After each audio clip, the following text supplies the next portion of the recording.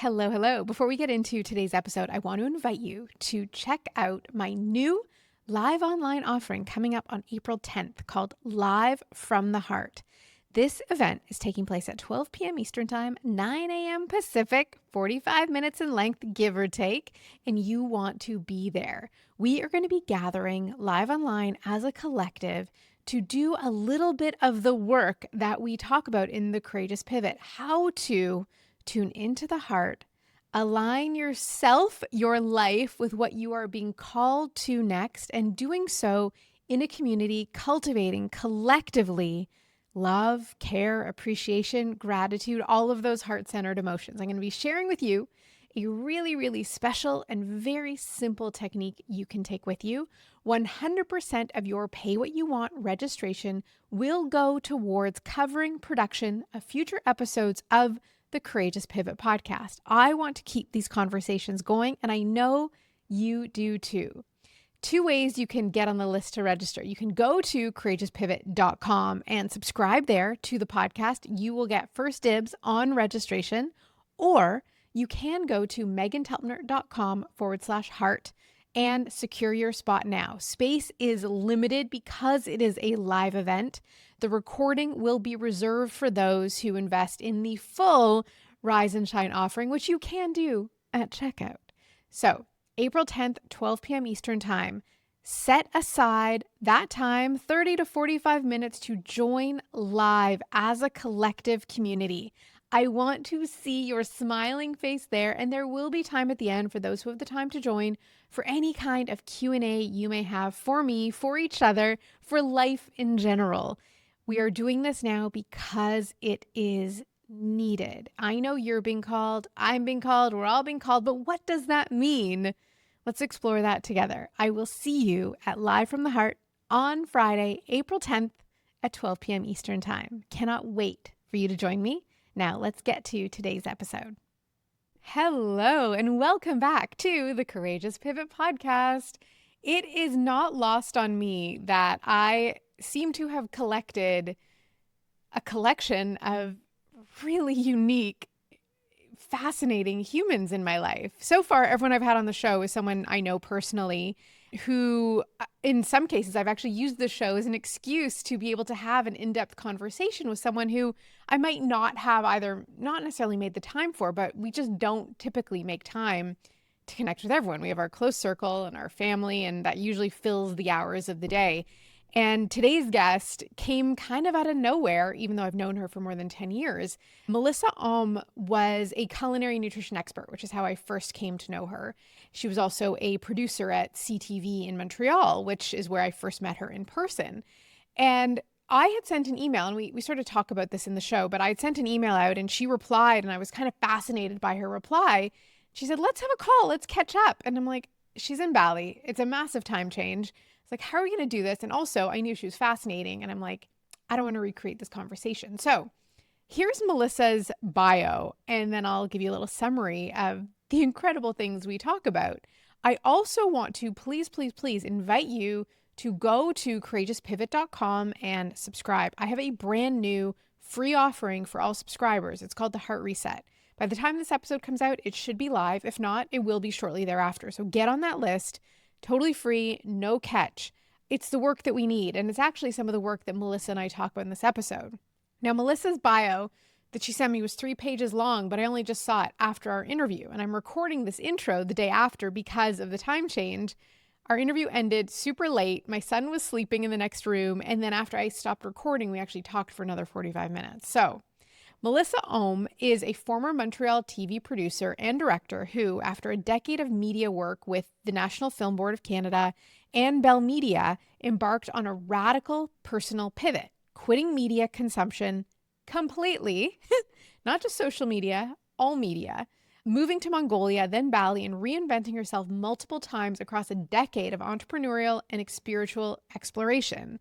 Today, she advocates for intuitive sovereignty, a practice of disconnecting from external narratives to live fully guided by one's own intuition. I was so incredibly inspired by Melisa's journey and where it has landed her in this idea of intuitive sovereignty.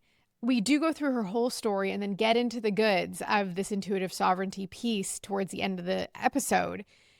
I felt like we were just warming up and I just couldn't keep going on because of the situation of the recording and the time zones. So I think we're going to have Melissa back. But anyway, I don't want to jump ahead too far. I want you to enjoy Melissa's story, but also her energy. And if you're watching this, you will see, wow, is there some serious radiance emanating off this incredibly special human. Enjoy the conversation. Melissa, welcome to the Courageous Pivot podcast. Hello. Hello. Thank you so much for having me. I'm just like starstruck with you. You're so cute. We both like logged on here and we're like, you look so great. You look so great.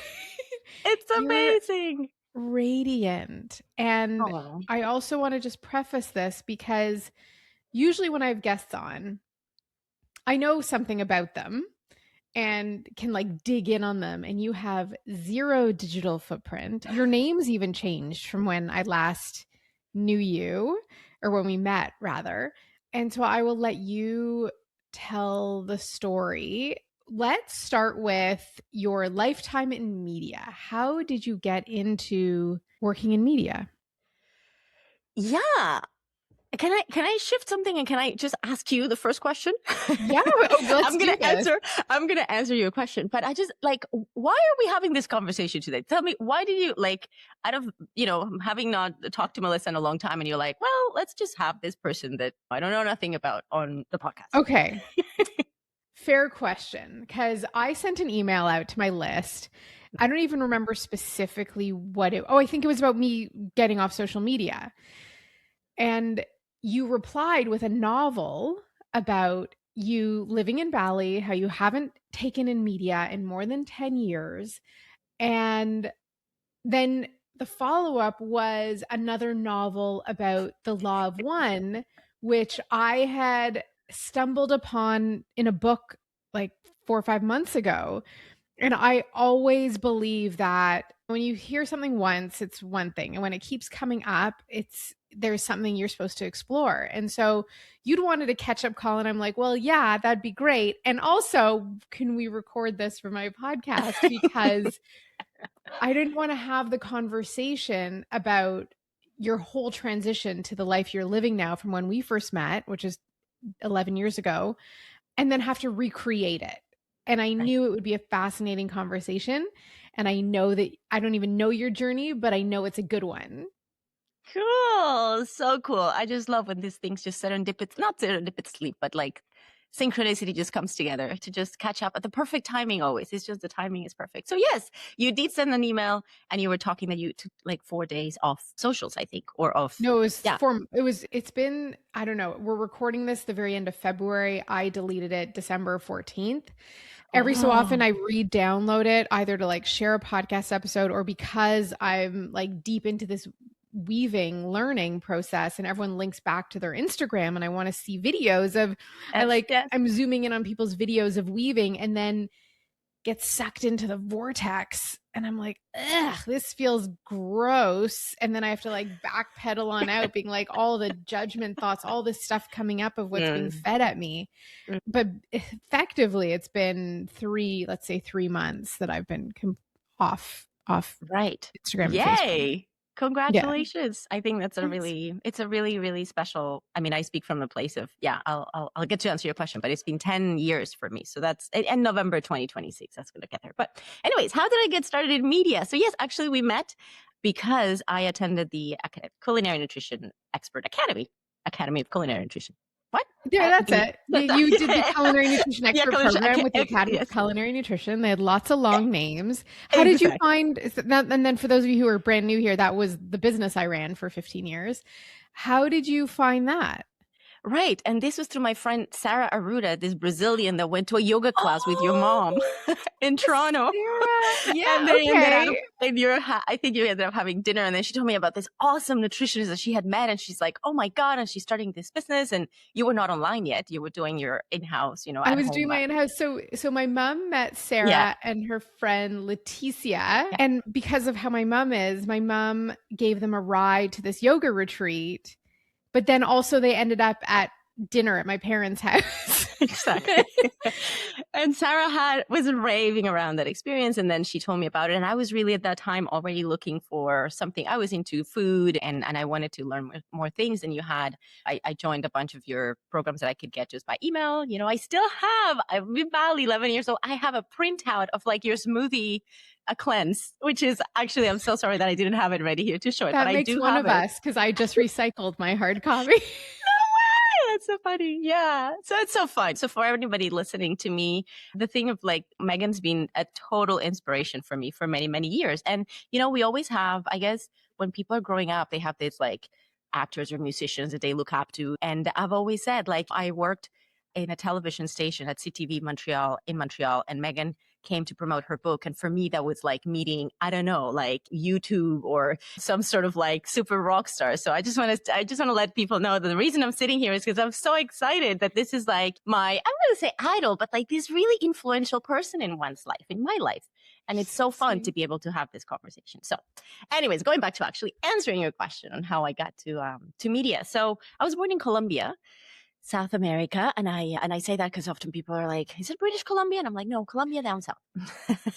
And I moved to Montreal when I was 15. And that's where I spent most of my life. I actually culturally resonate more with Canadian culture than my own. We're these hybrids of people from all over the world. So my chapter in Canada is very important to me. And I actually, coming from South America, story starts right there because you're told that you go to university to get a job. And that's normally what people do. That's why you go to university. You don't go to learn, you go to get a degree that's going to get you a job that's going to pay for your life. So my choices were, nobody imposed this on me, but I was thinking it needs to be, anyways, I picked computer engineering. And I am the most communicative, like I am. I mean, I'm not an engineer, but I had to go for a few semesters to actually figure that out. And then I did sort of like a professional test thing to check where you're good at. And they told me, you could do anything in the world, but not be an engineer. It's the one thing that you're not supposed to be doing. So then I looked into the communication studies program and I thought it was so fun. I was like, you get to play with images and sound and you get to talk about interesting topics, and applied and got in. And since then, my love for media was just, very, very ignited. I went to Concordia University, and that communication studies program is renowned for being this mix of like practical and theory, but very focused on being critical of media, actually. Or at least that was when I went. I don't know today, but a long time ago. And so I actually ended up, after university, I focused on television production. That's what I did during that program. And that time became extremely important for me as a young adult in reorganizing my thoughts around the stories that I had been told in Colombia about what life was, and then going to a different country that has a very different narrative around how the world works, and then having to adapt or understand how that worked. It was a moment of a lot of growth and a lot of just contrasting things. One of the things as a young adult that I experienced by making Canadian friends was that I didn't have the same pop culture, for example. So it was very hard to relate. A lot of my cool friends knew everything about The Simpsons, and they knew everything about all this, like, it was all pop culture references that I didn't have because I grew up with my own pop culture references, which is mostly telenovelas and like sappy romantic Latin songs and things like that. So it was a time in university just before I really started working in media of a lot of questioning around stories. We had an armed conflict in Colombia for a long time with the kind of guerrillas. And as a privileged Colombian person in a very privileged place, and by privilege, I mean we get access to education, we have enough resources to live, we have the opportunity to learn a different language, extremely privileged, even though it remains kind of like middle class, let's say. But I had these ideas around this particular political conflicts. And then I go to Canada and my surroundings have a different idea of my own, where I come from and what the news has fed them and what they understand about it. And I start having these conversations, and it's kind of the first moments where I start feeling like, wow, stories really kind of determine how we live. So to get to your question of how I got to media, I did through that process. I went through so excitingly that when I finished, I ended up getting a job at CTV Montreal.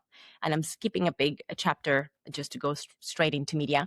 because I applied. I was trying to. Okay, no, I actually have to tell you the story. Sorry, I have to Tell me go the story. We got like time. to We move got sorry, time. before how to I got into media. But I was finishing my university, and I went back. I was like, now you start trying to think, okay, I'm gonna have to get a job. And then there was I used to be a TA in a university, so like a teaching assistant. And there was an email that came to school from this Canadian traveling theater troupe that lived, performed, and traveled on a tall ship, Canadian company that was looking for somebody to produce the video projections that they would get on their sails of their tall ship while people were performing. So this was a theater troupe living on a tall ship. And I thought this was fascinating. And they were based in Louisiana, and they were looking for a student, somebody that would not charge much to produce this interesting imagery. And I followed up with them, and I thought this was like, what is this crazy thing? You live in a boat, and you and you have a theater. Like, how does this work? I get so enchanted by the magic of it, because when you talk to the creators, they were talking about theater and storytelling from this kind of Cirque du Soleil style, beautiful, but with a lot of political content. And I thought it was so interesting. So I ended up, anyways, as soon as I finished university, I ended up joining this traveling theater troupe, and I stayed with them for about a year, just going from port to port, performing amazing stuff. And just to shorten a little bit that story, when that chapter ended after a year, I was like, I need a job, and I need something that's going to pay me money. And I applied to CTV Montreal, who had some openings. And when I checked on the openings, there was like a 1-year maternity leave, and I ended up applying to that, and I got in. And it was actually very interesting, because I was 23 years old, and everybody there was 40 plus in the CTV Montreal office, or they were definitely older than I was.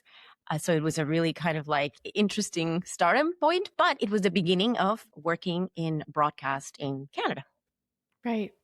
So when I met you, it was my second book. So I'd had experience doing these book tours and going into cities where you're scheduled into like 6 to 12 hits a day. And it's crazy pants. And I remember in Montreal, the publicist in Montreal that Random House used was like a firecracker. Like she like the schedule was so back to back that I literally didn't know where I was. Like I was getting in the car and going to the next place, and I walked into CTV Montreal, and in my memory, for whatever reason, I'm like, it was like 5 a.m, but it wasn't, because I found the photo and it was around noon. And at the end of the hall is you, and I only knew you from the live classes where your face was like in a little Zoom box. And I think at that point you'd also sent in one of the most beautiful testimonials for the program. Like it was like it Little was dance. beautiful. Yeah, exactly. And so at the end of this hall, and I'm like in this circus, at the end of this hall, I see your incredibly beautiful, radiant smile and your energy and your fluorescent orange Today's Day t-shirt. And I was like, what is she doing here? Like, because everyone is kind of tired and dusty, and like there's not a lot of smiles, and it's like this rote churning of like humans coming through this place. And then there was you, and your spirit has stuck with me. And Yeah. I think that, and then you came, there was a conference I was speaking at that weekend, and you were at that as well, I think. Yes. Yeah. I remember clearly. Yeah. And you came with cookies. Did I come with cookies? Yeah, of course. Yeah, you gave like ginger cookies. Yeah, you came to the Oh, studio with like, because you kind of knew that I was gonna. We had kind of said I'm gonna be there, and you were like, and I was like, oh my god, I don't cookies remember that. It's funny how memory works. Are you sure you didn't give me cookies? from Megan. So how long were you at CTV? My coworkers became like my family, and that was just like it was a place of a lot of sense of belonging, So, and definitely because it is the only, English speaking TV station in Quebec, it's definitely, people have been there for a long time, and there's not a lot of rotation. So I was there for almost 13 years, almost 14. It's a long time. And the relationship was on and off. I mean, I did a lot of that. Sometime, it was like a 1-year contract, then it was like freelancing, then it was like permanent. It just morphed into a lot of things, but it was definitely my anchor. And I have to say that, speaking of changes and kind of connecting stories of who we were and who we want to be. And when we change places, this idea of having been in Colombia and getting a job, even though I was kind of like exploring different things, in the back of your mind, whatever you're taught as a kid, this is my experience anyways, a lot of this, no matter how much you work to kind of get rid of it over time, it kind of sticks. And so for me, this safety of a job was very important at the time. And it's actually what kind of kept me there mostly, the safety of knowing that, I had this place to go to, even though when I went and experienced my life at the boat with the boat experience, which is crazy. You're with all these creative artists, you're going around, you're breaking molds, you're doing everything in a different way. But I didn't have the courage at that time to say, I'm just going to go back and just start being an artist and make this immersive thing. So CTV was the reason I was there for all that time. It's of course that there was a nice, for me, a personal relationship with the place, but it's also this sense of, well, this is it. I'm not going to go back to being an intern if I'm a producer to just start learning about, speaking of courageous pivots. Right. Yeah. And at what point in that, like, why did you take my program? Like, you were never planning on leaving it to like do this professionally, or were you? No. It was actually because it was all very interesting. I got burned out. And unfortunately, in Quebec, I can't speak for the rest of Canada, but in Quebec, traditional healthcare didn't help me at all. I am a morning person and I couldn't open my eyes until like 9:30. And I was like, there's something wrong. And doctors would be like, well, it's depression or stress, And I'm like, but there's chemically something's off. Like, doesn't matter what it is, I need help. And they're like, nah, just take rest or pills, for depression. And I didn't want to go that route. And that's around the time I remember I had already a relationship, an online relationship with you. And I just turned into, I said, the only thing I can actually control is my food. The only thing I can, because in Canada, I didn't get access to anything else.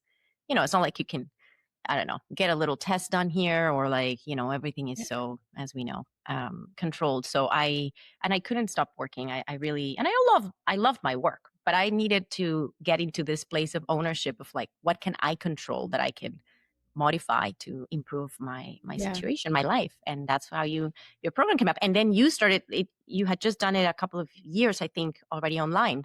Because I was in Montreal and you were in Toronto. So it was, and it saved me. I have to say, being a culinary nutrition expert is like I still have the t-shirt.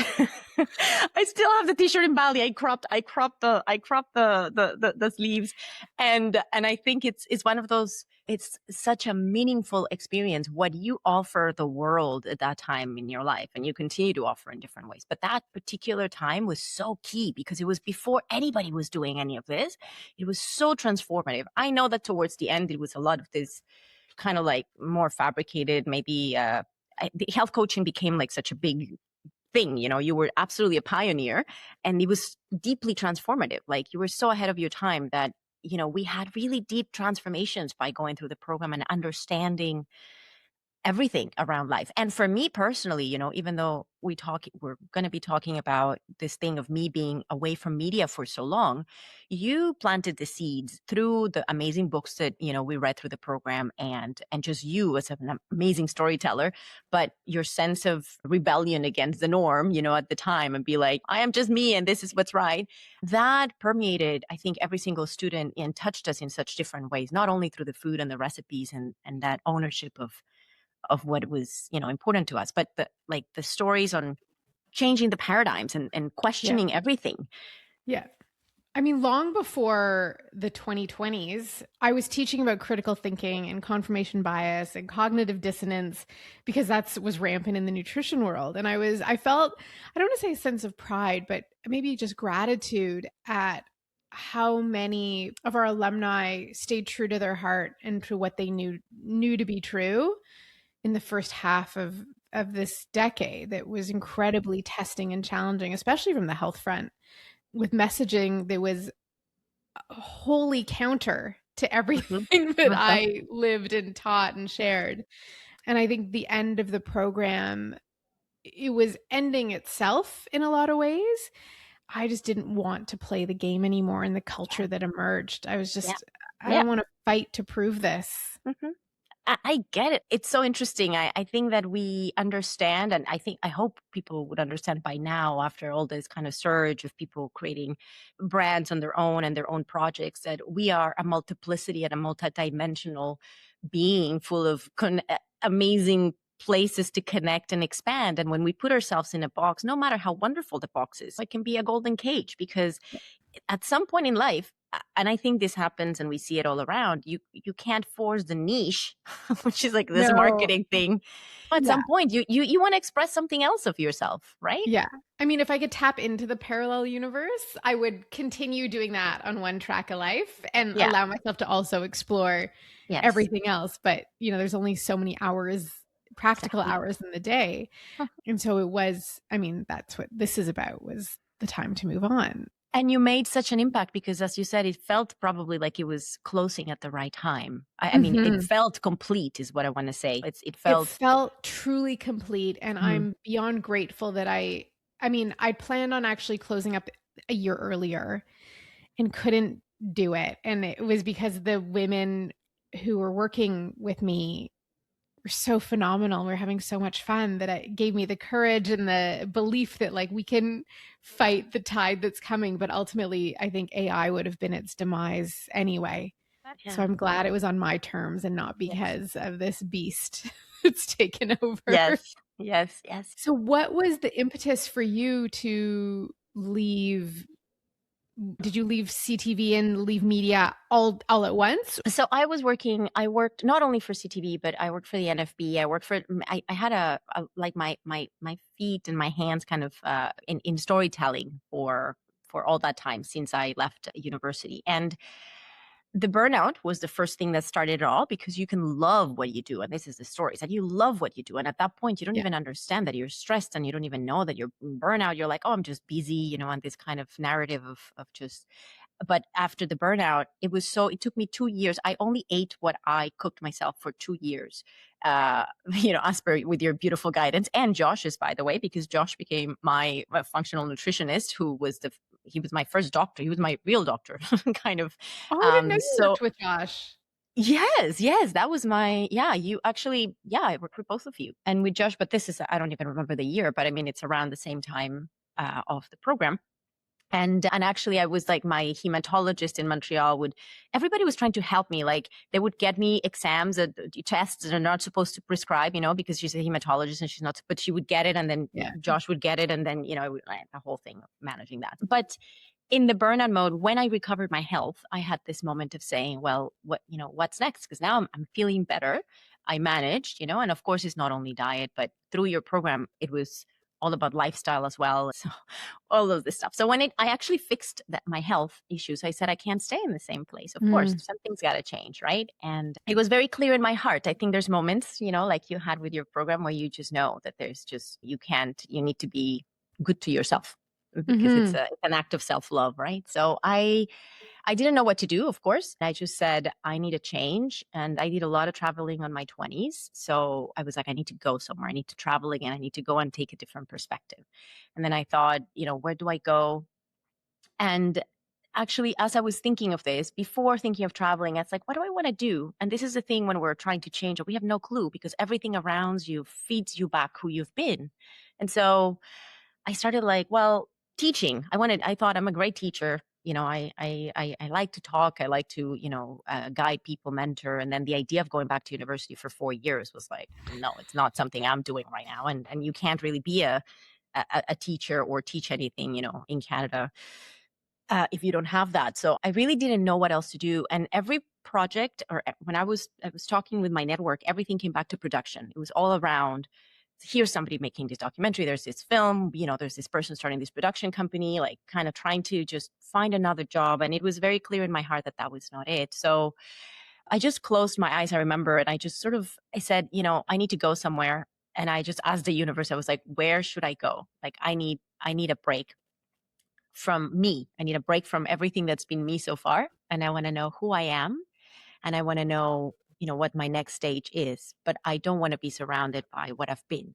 And I kind of went to bed, and I remember having a dream. And it was a dream where I saw these kids wearing traditional costumes, standing on a mountain. And I had no clue where this was, but I took it almost as an image, like a sign. And the next day in the office, I saw a video about Mongolia, a clip of a film called The Eagle Huntress. And my whole body just reacted like really physically. It was just like, and then I felt, wow, this is where I have to go. And so I had this very like clear, intuitive, nothing logical, but just something that said, you go to Mongolia, basically. And by this time, I was ready to step out and make a change. So I decided to do that. That's what I did. Did you so there I think it was really profound, and you kind of glossed over it, that you spent 2 years getting well and actually recognized that you can't go back into the same place and patterns that had made you sick. And I think too few recognize that, because to make the change is stepping into the unknown, requires intuition, requires taking that leap. When you left for Mongolia, did you keep roots in Montreal, or did you like give up everything? I thought at the beginning that I was going to go for a year. So I kind of left, I sublet my apartment. I didn't, I just took a backpack and kind of said, okay, I'm going to give myself a year. But to your point of the intuitive guidance, what the thing that happened that is kind of parallel to this is that in 2016, so I left 2018. So 2 years before I left, while I was in this process of reconsidering everything and, reworking my health and my perception of life, it was Trump's first round of elections in November 2016. And I remember that this was a very challenging time for me because I was working in media. I would be besides a newsroom. I understood exactly how news were made, how storytelling worked. That's all I had done. It was basically, how do you manufacture mass consent? That's what media does. And I was in it every single day. And I remember that my thing was to reach out to my phone and, check the news at that time anyways, that's, when I would just read what's up with the world. And I started noticing, and I remember being in Canada, we were also shocked at that particular time. The conversation was everywhere. Like, this cannot happen. Like, how is this man? Or, at the time it was just such a shocking moment. And so the conversation was everywhere. And again, in Canada, my perception was that the conversations always around politics or pop culture. It was a story that kept repeating itself. That's how you connect with people. It's just, how much do you know about what's currently happening, and what's your opinion on it? And it was, again, a little bit hard to access sometimes because my interests have been so broad. And so in this particular time, I just kept reading this news about Trump potentially being, just running, and obviously the headlines are always the things that were shocking and the word that we were not used to seeing in politics. And of course, as Canadians being so close to this massive, everything is about, not everything, but a lot of stuff is about the US in Canada. It's the narrative revolves around that relationship a lot. So I was feeling anger. Like, I was actually frustrated and angry in my body. And because of your influence and all of this change and in my process, I started recognizing, well, I can actually control how my body reacts to things. I can actually discern and I can choose. It's not easy when you have, of course, habits that you just do. Like, you just check at the time. I was never big on social media. I think I did probably have at that time because I was on socials at some point. But, you just have these habits and it's so hard Mhm. to break them unless you really consciously engage with, I want to break from this, right? And I just said, it was a very small step, but I just said, I can't read the news anymore. I just can't, Yeah. even though I work in media but I want nothing to do with this. And from a television producer perspective, there was this thing also around, we had this ego at the time because platforms like YouTube or all these other platforms that were growing with, people sort of like sharing different stories and a multiplicity of perspectives was not something that, we always, from the broadcast perspective, it's like, oh, the little kids, that's not Yes. true media. That's not real stories. That's not and so I kind of like decided to cut the news, but I also decided to slowly disengage from all storytelling. So this was 2 years before I actually left. So I just wanted to say that, yeah, I before want you leaving. I want you to go back for a second, because again, you say these profound things and keep talking, but you said that, I don't know your exact words, but that the media was about mass consent, Manufacturing consent, yeah. manufacturing mass consent. Mass consent, yeah. Did you know that at the time you were working in it? And do other people know that who are in it? Because they seem to believe what they're doing. How to kind of explain this? It's, the entire the entire architecture of media making is made so that many different people contribute to something. So you have a director that writes something, and I'm talking media. I'm talking not only news. I'm just saying in general storytelling. Okay, for when you present it to a mass, you have somebody that has an idea, somebody that kind of writes it, somebody that then interprets it visually, somebody that actually produces it, look like shoots the thing, and then there's an editor, and then there's so many people involved in, let's say, specifically if we talk about video production or film production, or that it feels like it cannot be just fully manipulated, let's say, or driven by one person. But the structure itself makes it so that it's never a part of, when you're talking about nonfiction, it's never reality. It's never objective. It can never be. It's just a moment in time. It's a frame of perception from many different people. So and inputs, So it's very far from the truth. My idea today is that no matter what, there is no objectivity in media. You cannot expect objectivity because we're subjective beings and we experience reality through the lens of our own perception of what is. And from this place, there is no mass message. There is no way to co-create that. So to the question of whether people know it inside, it's so quick, like news, it's so fast. They have to be ready for 6 o'clock. In the morning, they get a meeting where it's like, okay, let's have a production meeting. We figure out what's going to be covered. Then the journalist runs, gets a clip. The clip is like, it's going to kind of support what she or he knows that they can get ready for the 6 o'clock news, and then they have to write the script, and the process of making the media or the news specifically, it's just so intense that the message dilutes. Yeah. So they know, the producers of the newsroom, of course, they love their jobs and they think they're doing a good job, and they're nobody's there with evil, like, oh, let's talk about this or let's not talk about that, or I didn't see that like exactly straight up. But the entire masses, when you get the press releases, from Associated Press, and you get this little snippet of what they're supposed to be following on, it's all kind of like it's like a web of interactions that just make this thing that propels and really feed a narrative that ends up being very homogeneous, no matter where you stand on it.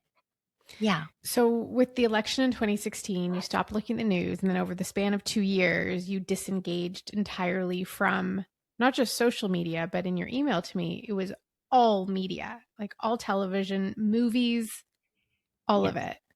Yes. And So you know how after that 2 years, you left for Mongolia, or did you leave partway through?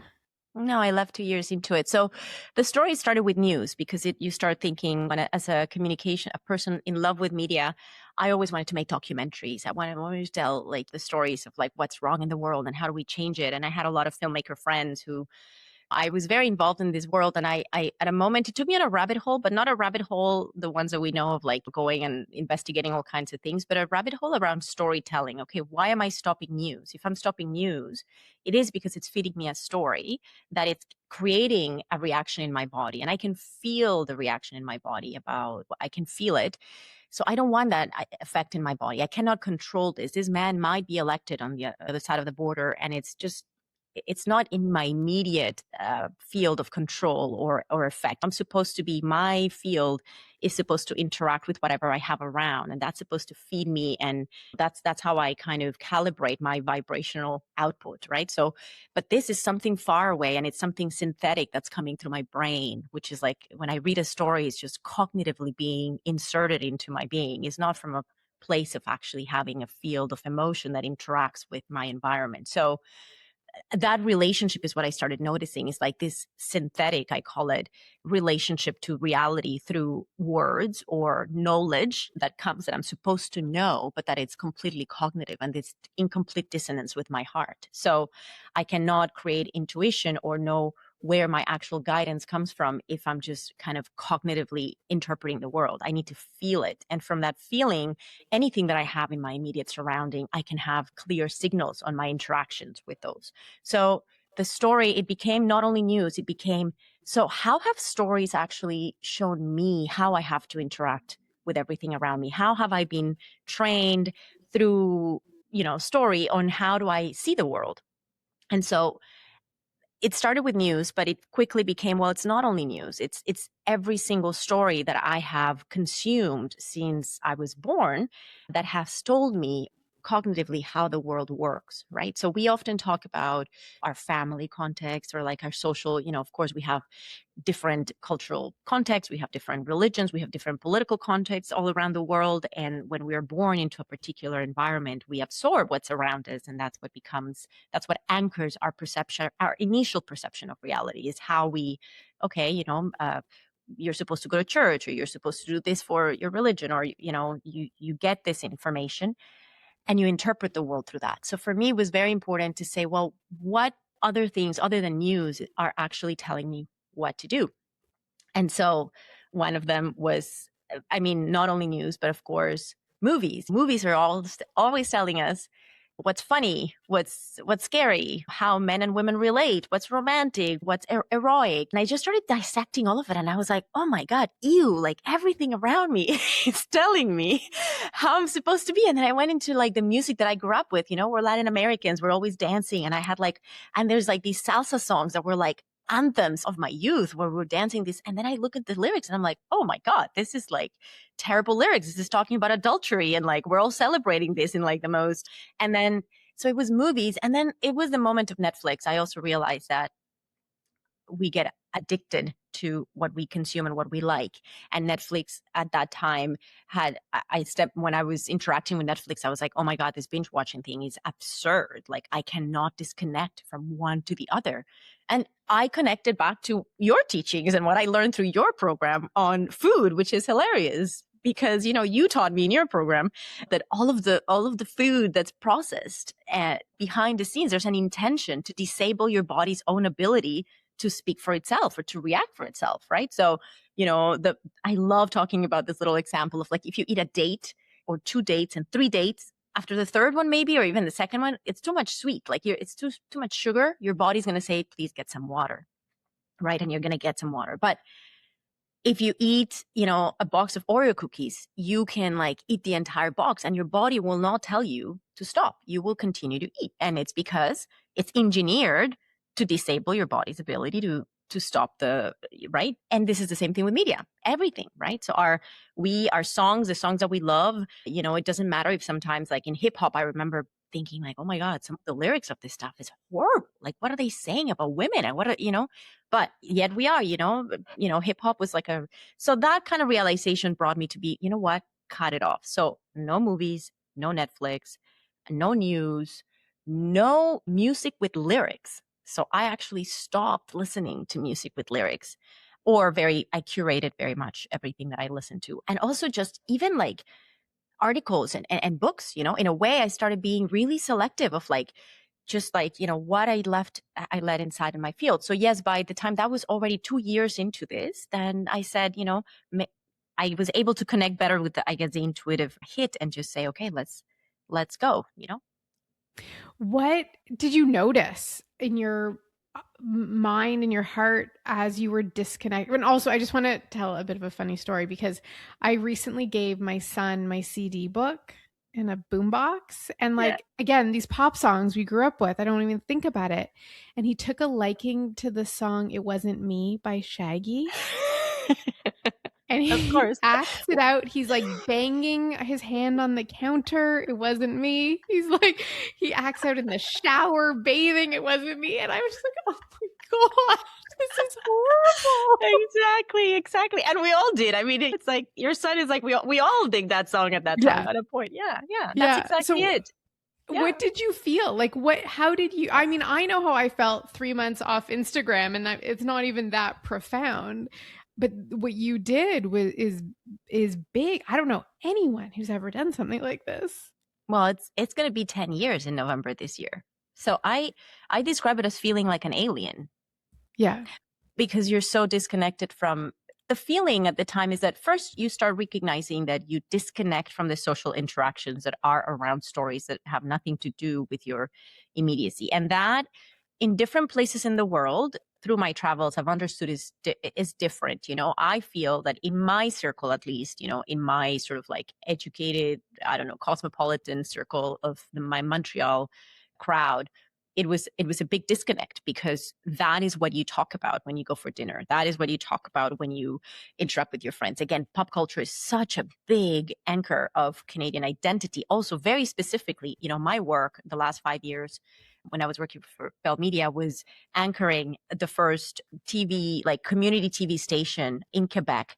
And community TV stations, they don't have advertising money, but they have a very specific mandate so they get lots of money, but they have a very specific mandate to actually represent local stories so that we can promote Canadian identity. Because, of course, with this gigantic neighbor of all this crazy pop culture that it gets exported, just by sharing the language, it's dangerous basically to Canadian identity to just import all this content from the US. So very aware already of how certain governments, around the world, they understand the power of media. I mean, actually, I don't know if you knew this, but the National Film Bureau of Canada used to be the propaganda ministry of Canada. Like, this was during war times. This was the facilities, and all of this Right. became kind of inherited Yeah. as a beautiful production company that it is today. But it's And a now we branch have of the government. and now we have the CBC to take on that job. Well, I mean, it's so it's just like, yeah. I think it's crazy because in places, again, Canada's a very specific ecosystem for this, right? Because media wise, we just have this need to protect kind of the stories around. So Mhm. the intention is kind of similar, but you understand that the tool is powerful, that you have to Yeah. protect Canadian makers and Canadian, ideas. But why so much protectionism around it? Because it is powerful and it's important. Otherwise the narrative of any country that has the same language of you can take over. It's the same thing that, France has a lot of colonies around the world, in Africa and in many different places. And the French narrative often just through language, touches Right. on other places. So it's so important. For me, the personal realization was just like, I think I need to strip this so that I can see what is my own story. Because Yeah. let's go back to the fact that I had no idea what to do with my life. So my personal journey was just like, what am I going to do? And how do I know that what I want to do is really what I want to do? Or if it's just something that's been fed to me, that the thing that I need a job, I need to do Yeah. this, I need to escalate. 10 years, that was 2 years into it. 10 years today, I feel completely disconnected from the collective narratives. But I've become more comfortable. The issues in Canada that I had of not being able to have conversation over dinner or be the one that is always kind of like not talking about that stuff. Today, I'm very, very anchored in it. It's not a problem anymore. At the beginning, those 2 years in Canada was, of course, like challenging. Do you think it'd be like, you live in Bali now? Hmm. Do you think you'd feel differently if you were still in Canada sitting around dinner tables here, or, anywhere in North America, really? When everyone starts talking about the latest season of Love is Blind and all these reality shows and what people are doing on Netflix and now the dozen other streaming networks. Yeah. I think so, but I've learned I mean, it definitely helps that you're in a place. So I live in Asia. Another really big realization of this is that different areas of the world, I mean, in Asia, nobody talks about Trump here, for example, or like American policy, or clearly like media. It's not a connecting thread. Mhm. What media does is it creates a localized story that people can tap into and creates a sense of belonging.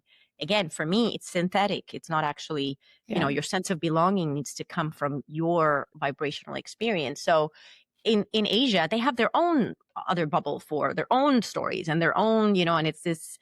So yes, it does help to be in a place where I don't need to connect with this, because those are not the connecting threads for them here. They Yeah. have their own, and I can't tap into those, right? So you Right. do end up being isolated. But I have to say that I am able to actually, and I think anybody can do this. But you can disconnect from everything and still be in community, Yes. because the main important part here is like, I don't have any judgment whatsoever for whatever you consume and however your ideas are built. So I've never lost friends.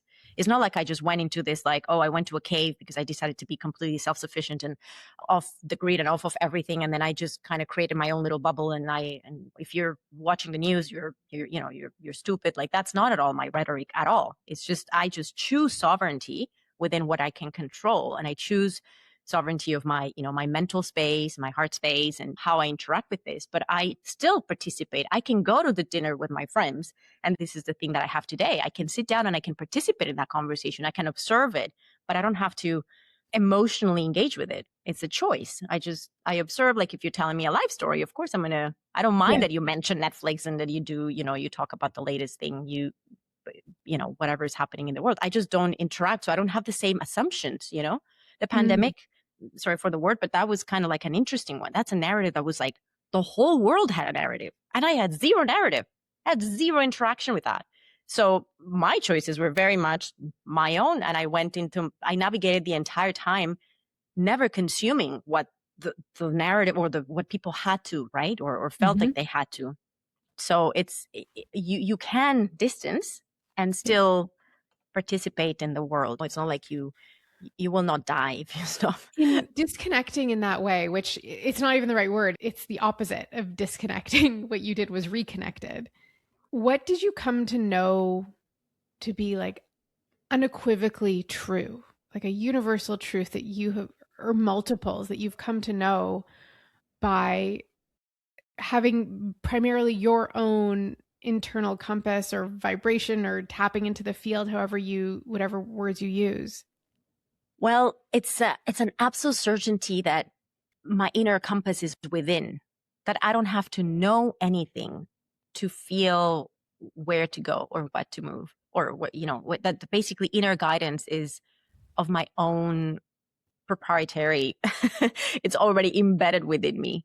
We think that we have to educate ourselves so that we can make informed decisions. We think that we have to, or that's what I used to think anyway, that I had to interact with something outside of myself in order to be able to find the correct path or the right way. And this is completely false to me. I have a direct connection that I feel in my heart to source, to who I am, to the larger spectrum of life. I believe that infinite intelligence is already within me and within everybody, and we just have to tap into it. We just have a very clunky element that was put in the field, which is this thing. And it's very important for some things, but it's also, it kind of like messes with our signal from the heart. So for me, what's very evident is that I don't need anything outside of me in order to find my way on this plane. I think that's the main thing. I completely understand that I'm in a privileged place because, when you have, for example, when I was observing what was happening in Canada with having kids or elderly parents or like offices and all this, all these complexities of course, the setups that we've created for ourselves, it's hard to stick out of that. I just left myself, single woman, just with a backpack. I just went and did my thing, no kids. So it was very easy for me to and that in a way was a place of privilege for that, to be able to just make decisions just for me. Right. So I understand that there's a nuance there. Of course, it gets more complex when you start having to untangle not only yourself, but all of the other things that are already tangled around you. But Hmm. your inner guidance is within you, no matter what you know or what you don't know.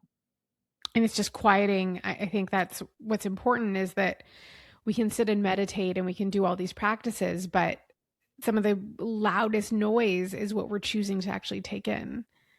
Absolutely. I mean, the amount of stories around how you're supposed to be, what is good, what is bad. And the thing is that, again, it's not the obvious ones. It's not the one person who's telling you, you should be like this, like that. Nah, nah. It's all of the ones that you consume without just allowing them to come into your field by means of like the Oreo cookie. It's just like, oh, Yeah. it's a reward. I'm going to sit down and I'm going to have this cookie. It's the same thing with the music. We want to party with our friends. We want to have the dance things. We want to have the entertainment. So yeah, quieting the noise has been the most important, beautiful kind of thing I've done.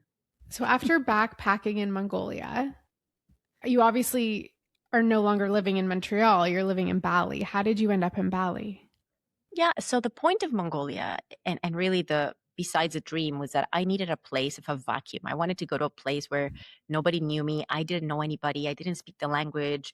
It wasn't easy. Like I just wanted to put myself in the most like odd spot to see what would come up. And we do that often. I mean, this is when we pivot, is this kind of thing of like, well, how do we find a place of discomfort that triggers the next thing? So Mongolia was for me like a canvas, and everything unfolded so perfectly. And we know when we are aligned and really we are tapped into where we're supposed to go, things just happen. There is no resistance. And so everything around going to Mongolia just worked out perfectly. I didn't, for example, want to go backpacking. I wanted to go and put myself in the middle of a Mongolian family and see how a very different type of people would see the world.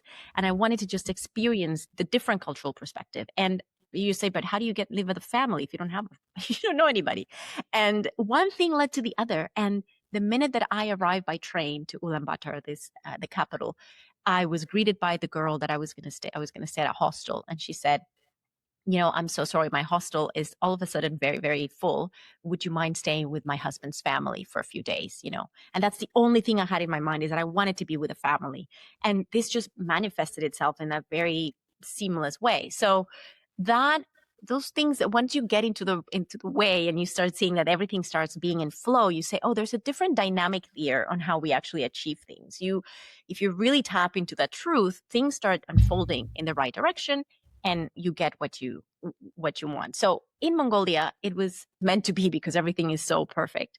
But I didn't know what to do. And I would look at everybody. You can imagine they have very intricate, beautiful costumes, and they ride horses, and they do eagle huntings. It's like a very interesting place. And everything in my mind was story. I would look at a person and be like, oh my God, this would be a great character. Oh my God, this would be a great. Everything was telling me to be like my producers. Oh my God, we could do this. Oh, look at that shot. Oh my God, the light would be amazing. All of this thing. And I had to slowly dismantle that, because the thing is, you don't live, it's not just by choosing not to, watch news that you dismantle a whole level of identity that you've created for 30 something years. So I had to become very proactive at like getting this storytelling out of my head. And this is when I know for a fact, because I think maybe before I probably still had some Instagram. I was never really on it too much, but I probably had an account, but I closed like for sure all of the storytelling, and I really needed a complete cutout. So Mongolia was like a vacuum space where I was just immersed in the most extraordinary stories of experiencing life through a Mongolian way of living, which is nomadic, by the way. Mongolia has 3 million people and 60 million animals. And grass-fed organic is absolutely the norm there, because animals are roaming free all over the country. They don't even understand that you could put an animal in a cage. And they have beautiful rituals. They're fully meat eaters, but they have such a beautiful symbiotic relationship with animals. So the Mongolia thing was for me just questioning everything, and just reorganizing a lot of things of my belief system. So I did find a project. I didn't know how to make money. So that was sort of, I left. I've been doing television and handling big teams and big budgets forever. And I didn't know.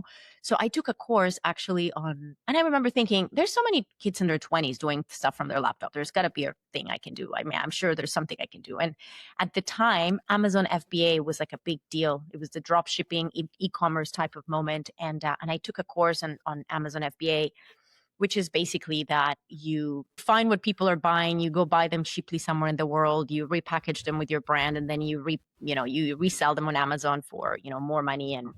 And very quickly I realized, well, this goes against everything that I actually stand for. So it doesn't really work. So I took all this course and I was like, well, I'm not going to buy stuff that I don't want people to buy, and nobody needs anything and whatever. So, but as I was in Mongolia, I actually found inspiration in manufacturing a product, because my Mongolian mother had terrible headaches, and she was a seamstress, but she didn't have a pedal, like an electrical pedal on her table. She had to do it all by hand. It's like a machine that has a lever Mm-hmm. by hand. And I was like, maybe she can make something that I can sell, and maybe I can use this platform that I learned, because now I'm not buying something crazy. I'm actually helping these groups of women. And I ended up developing a tote bag, a very fancy reusable tote bag, because all the thing with overconsumption is all of the plastic bags. Okay, we eliminated the plastic bags, but then we have all these tote bags at home that we never have ready when you actually need them, and so you have all this, anyways. So I ended up deciding to build this tote bag and to make it with them, and I worked with 2 female NGOs to get this product, and I put it on Amazon and I started selling it. And it was basically, I did everything as I had learned, but instead of buying cheap things, I just made this thing with the women, and it became a beautiful project of women empowerment. And I learned e-commerce, but I had no idea how to do e-commerce because I was just on my laptop. I was like, if I grow this, because it was beautiful, the product was beautiful, it was a beautiful project. And that got me excited. I was like, okay, maybe this is my way. But I looked online, and the people who were having a community for e-commerce were either in Vietnam or Bali. And that's how I ended up in Bali, is actually looking Oh. for a community to help me expand this business of e-commerce that I thought I was going to get into, because I thought that's what traveling people did working from the laptop. So yeah, Bali had nothing to do with what people mostly associate it with. And I remember you came to Bali. I remember you had a terrible, or not a terrible, you didn't like Bali. I remember, right? There I was a time. loved Bali. Josh didn't Oh love yeah. Bali, but the amount of plastic garbage was astounding to me, Mhm, shocking. mhm, mhm, That all mhm, these 30-year-old women are there to eat, pray, love, and there's just trash everywhere. That was mhm, my impression of Bali in mhm. early 2014. Yeah. And bad internet, right? I remember that it was like you Oh couldn't yeah, it was work. like Like 3G. We had a little port we had to like plug into our computer. yeah. But I mean, I really loved it. And when we were there, I was like, if we ever have a child, we're going to send him to the green school. And then like we have a child and reality kicks in. Yeah. I'm like, I don't know if I want to be in Bali with a kiddo right now. Yeah, Like yeah, it's yeah, yeah. very Of course, far of from course. we have all our parents Yes. here. We have our life Yeah. here. Yeah, yeah, yeah. Yeah. It's been now for me 8 years also Yeah. in November. Yeah.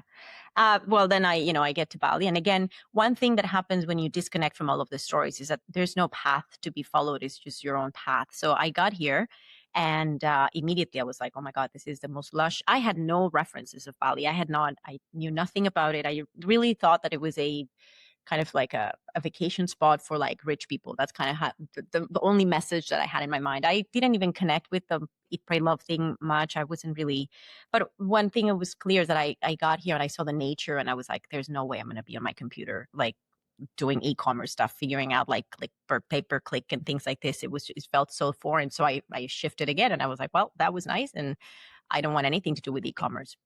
And so Bali I just wanted to be outside, wanted to be with people, and and that shifted again. And the shifting, one thing that you do when you really disconnect from everything is that you are a different person every moment. Mm, I am creative, I am managerial, I am sometimes feeling like a leader, but sometimes I feel like a follower, and sometimes I feel like, and this flow of who you are is not at all respected by the structures that we've built or the beliefs that we need like a job to do this and then get more, I don't know, well, could be money or fame or whatever it is that, but when you step away from all of that, it's yeah. just so inherently true in my heart that you are a different person every second, and that every second you can express yourself in whichever way you desire. And the universe will support you for that because you're being true and authentic to yourself. It's very hard to disconnect from the synthetic story because it's so fed in all kind, even in the ways that we think are kind to us. So Bali, I don't. My mom still doesn't know what I do. It's like, what does Melissa do? She's like, I don't know. She lives in Bali, and it's because I've pivoted so many times, and Yeah. there is no more this kind of like apprehension around the thing. It's like I did this, but now this kind of ran out, and or you decide how to express yourself along the way. So can I get a tote bag? Are they available? I actually no, not anymore. But I would. Yeah, I mean, I sold all of them. But I'm yeah, joking. anyways, I was I know. joking. But I was very I know. intrigued by No, but tote you bags would be. made by Mongolian women on their Yes, hand crank sewing machines. yes. You would be like, I think that if I still have some samples, you are definitely like, I would love for you to have one, basically, if they still, Perfect. but that project ended in 2018, twenty Oh, nineteen. okay, Yeah. that's a long time ago. Mm, So a long time the ago. other thing, and we're sort of we've run out of time, and I have so much more. But we're recording this. It's nighttime for me, morning for you, and my Yeah. son's going to Yes, sleep in yes, the yes. next room, so I got to be quiet in about 10 minutes. Yeah. Um, talk to me about the law of one.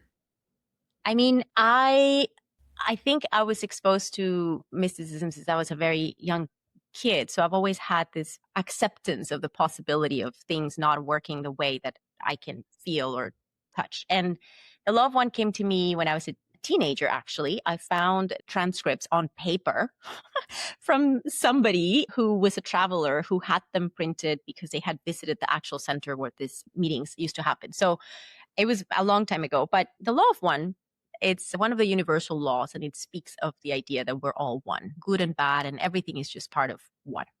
It's very simple. So, the evil people and the amazing people, we're all in the same. And everything that we experience, we're experiencing to feed the experience of creation or the creator or the universe, basically, that there's no judgment. There's just a path, and whatever you choose in the path is up to you, but we're all going towards the same place. And the loved one was popularized by three people in the US that got together, and their vibrational combination, I guess, created this sort of antenna so that they could tap through meditation to a very specific higher consciousness that identified itself as Ra. And it would only come through, and their message, the Ra message, would only come if these three people were together.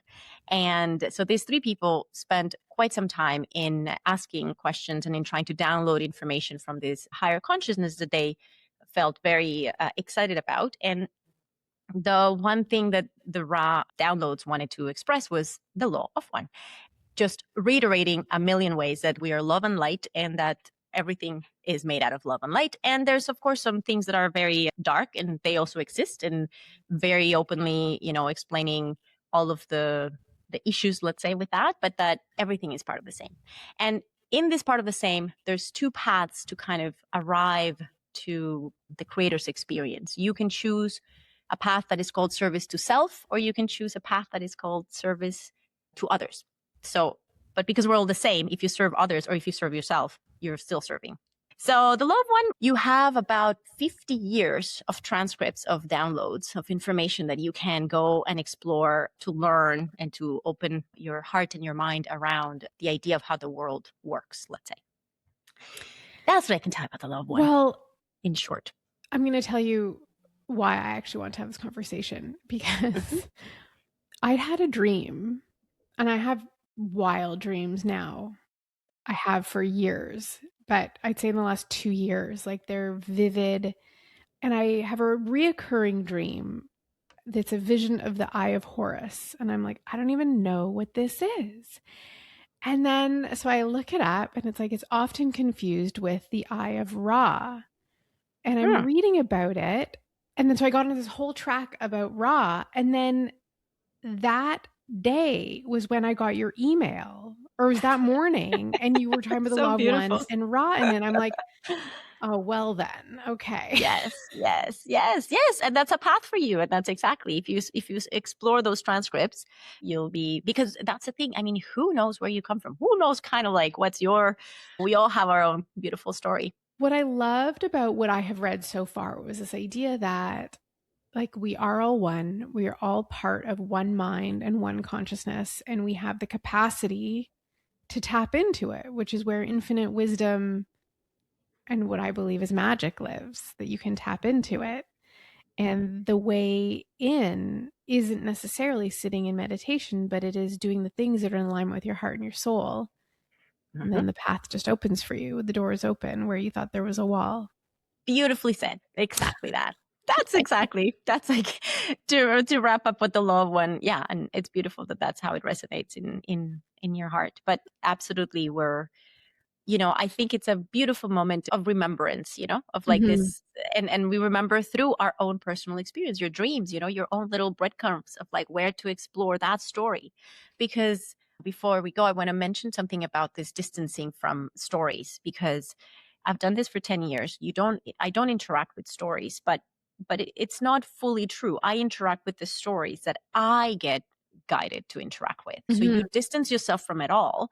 But then if you tell me, for example, something about the Eye of Horus, and then that sparks something in me that truthfully says like, oh, I want to look into that, I will go look into that, and I will go interact with that. But it comes from a place of intuitive guidance of like, that's part of my story. That's something I need to integrate to be able to move forward, So you're doing exactly that by following exactly this kind of like intuitive hit. Yeah. And I didn't even consciously know this until you said it earlier, but when I disengaged from social media, there were some news feeds that would be emailed to me, and I've unsubscribed from all of them. And I still have my teachers, and I attend classes with my teachers, and they often will start like with all the chaos in the world and with the intensity of the world. I'm just like, I'm good. Like, yeah. Is it? Does it have to be? That's buying into the story. And yes, there are shocking things happening in the world. It's not to dismiss it. I just don't believe that being engaged and having all of the details fed to us 24/7 is serving a purpose at all. And that if I feel like you said, like you can't do anything about an election really, especially when you're not even voting in, but we can do something about our own vibrational frequency we bring to the world. And if enough of us are part of this joyful rebellion, it does change things. It does create the world that in our hearts we all want, which is one that is peaceful and loving and harmonious. It changes everything. I think it's just exactly whatever your immediate field can touch, focus on that, on like whatever you can transform immediately around you, energetically. I'm not saying even physically. I mean, you touch my field. You've been a teacher and a soul sister in a way that I recognized a long time ago. And I don't need to talk to you or like know exactly what's happening in your life, but I tap into your field has been a field of guidance for me. Mm. I'm always I don't hear about anybody, but sometimes I check email and then I was like, oh, look at this email. And that's a synchronicity. Yeah. You connect not only with your immediate things that you can touch, but what your field actually touches. And that can be somebody on the other side of the world or an Mhm. idea, but focus on that and bring it to your heart. Well, thank you for this. And I think you're my teacher, and I'm taking a lot away from this conversation. And I'm thinking about other ways I can kind of strip back, because our own hearts are joyful places to reside. Absolutely. Absolutely. And Mhm. all the guidance is there. The thing is, we think we need the information. We Mhm. think we need the information. Information is synthetic. You're getting it cognitively. You have the information. You have access to everything already. So of course, in the practice, you have to be. But you've always been amazing at like finding your way through doing things in a way that's different. So this is not going Yeah. to be different than that. No, and I recognize the familiarity in it. The challenge I've had is only in suddenly doing something new when for so long I knew exactly what I was doing and how to do it. Mhm. And Yeah. that's where I really am like, okay, well, I just have to listen, Yeah. and see what comes. And in trusting it, it's just so much easier. It's just like, this is what it is now. I don't have to Yeah. know why.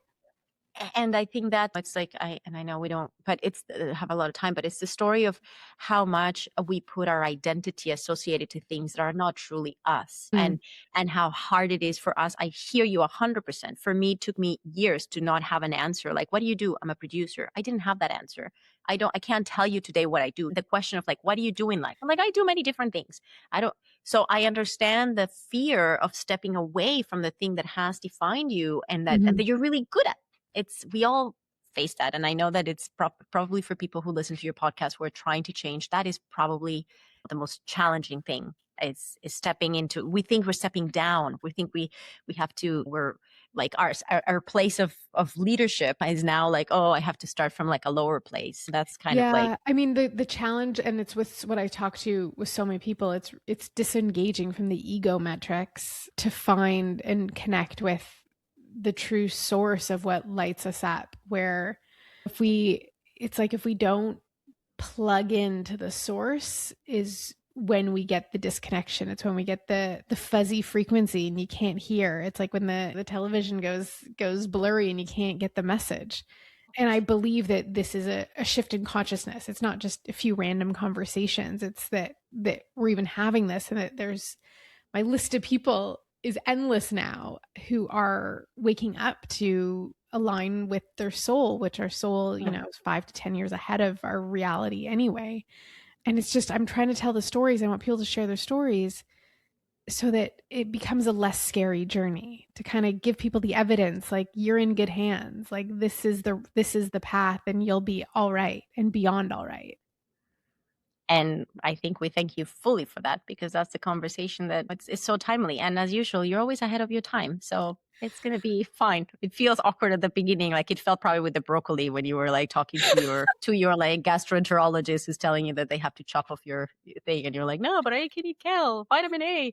I mean, you're ahead of your time. So this is beautiful. I think that yes, there's a lot of energy work, but there is a very intentional, the cognitive part of how we think we understand the world is the part that you need to start chopping and Yeah. challenging, because it's if it comes through the mind, and many things that you may not uh, be aware of come through the mind and the storytelling. So your heart is already prepped, it's been prepped, is ready.